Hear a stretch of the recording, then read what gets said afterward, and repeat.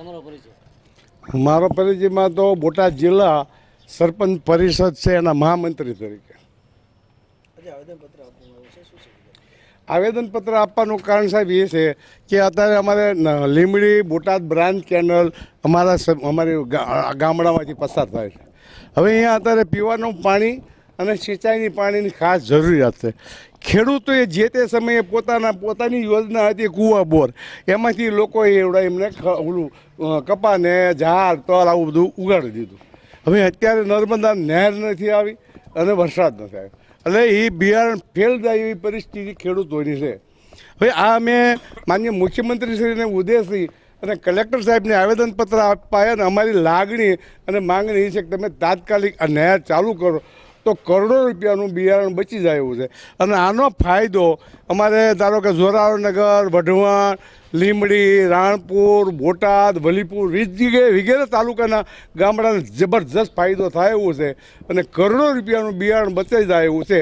એટલે માન્ય મુખ્યમંત્રીએ એમને આવેદનપત્ર આપ્યું અને માન્ય મંત્રી શ્રી કુંવરજી બાવળિયા સાહેબ વાત થઈ એટલે અમને 2 દિવસ પછી આવો એવું અમને કીધું છે. આગામી દિવસોમાં આપનો પ્રશ્ન હલ નહીં થાય ન છૂટકે સાહેબ અમારે તો જો અમારી વિનંતી સિવાય બીજો કોઈ ઉપાય નથી અને ન છૂટકે જો ચાલુ ન થાય તો ખેડૂતોની પાસે આંદોલન સિવાય કોઈ રસ્તો નથી. ન છૂટકે શોખથી નહીં. સુભાઈ જીજીભાઈ લીંબોલા. આજે કલેક્ટરને આવેદનપત્ર આપ્યું છે ખેડૂતો દ્વારા? હા, અમારે બોટાદ બ્રાન્ચ મેઇન કેનલમાં પાણી નથી. ખેડૂતોએ જે કૂવામાં કે બોરમાં પાણી હતું એનો મહત્તમ ઉપયોગ કરી અને કપાસિયા છોપી દીધા છે. અત્યારે કપાસ સુકાય છે. જો પાણી ન આપે તો 4 થી 5 લાખ હેક્ટરમાં જે વાવેતર થઈ ગયું છે મેઇન બ્રાન્ચો નીચે એ બધું ફેલ જયું છે.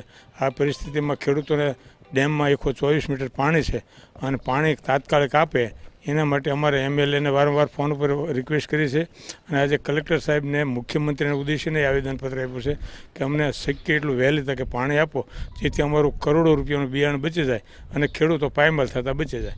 અને માનનીય મોદી સાહેબનો જે ઉદ્દેશ છે કે ખેડૂતોને બમણા કરવા છે પણ બમણા નથી કરવા પાસે રે, બસ એટલી અમારી લાગણી માગણી છે. કેનલમાં જો પાણી આપવામાં તો કેટલા ગામોને ફાયદો? ઠેઠ સાહેબ વઢવાણ અને લખતર પાસેથી આ 2 કેનલો શરૂ થાય છે અને નાથી હાલો એટલે વઢવાણ, લીંબડી, ચૂડા, રાણપુર, બોટાદ, ગઢડા ઘણા તાલુકામાં આવી જાય છે અને ઓછામાં 4 થી 5 લાખ હેક્ટર જમીન આની નીચે આવી જાય છે અને મોટા પાયે ખેડૂતોને ફાયદો થઈ જાય છે. આગામી દિવસોમાં જો પાણી નહીં છોડવામાં આવે તો કેવા પ્રકારની? સાહેબ, પાણી ન આપે તો ખેડૂતોને આંદોલન કરવા સિવાય છૂટકો નથી. ન છૂટકે અમારે આ પગલું ન ભરવું પડે એટલા માટે અમે સરકારને, માન્ય મંત્રીશ્રીને, માન્ય અમારા એમએલએશ્રીને અને માનની બોટાદ બ્રાન્ચ કેનાલના એસી સાહેબને પણ વારંવાર ફોનથી રિક્વેસ્ટ કરીએ છીએ કે અમારી માગણી સ્વીકારો, અમને વહેલી તકે પાણી ફાળવો અને અમને વહેલી તકે ખેડૂતને બચાવી લો. જો થોડા દિવસોની અંદર પાણી ન આવે તો ખેડૂતો